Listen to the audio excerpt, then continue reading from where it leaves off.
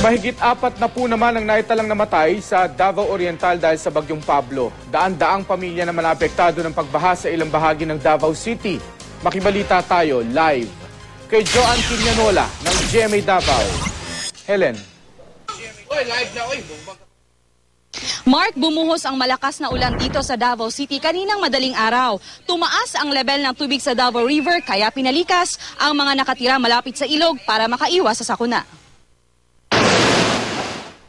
Inalerto ng City Disaster Risk Reduction and Management Council ang lahat ng nakatira sa gilid ng Davao River nang tumaas ang level ng tubig doon. Karon grabe na po ang pagtaas sa tubig, so nanatay mga na-evacuate sa area, no? Ay gipakuan mi sa rescuer, ipaunang mga bata daw. Pero meron pa ring ilang residente ang nagpaiwan sa kanilang mga bahay.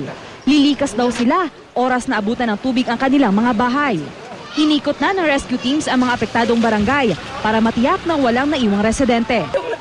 Patuloy naman ang relief operation sa mga binahang lugar sa Davao Oriental. Katuwang dyan ang GMA Kapuso Foundation.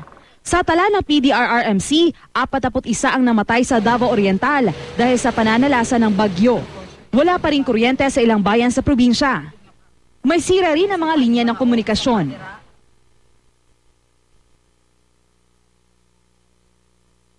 Mark, dito sa Davao City, humupa na ang baha pero nananatiling naka-alerto ang lahat.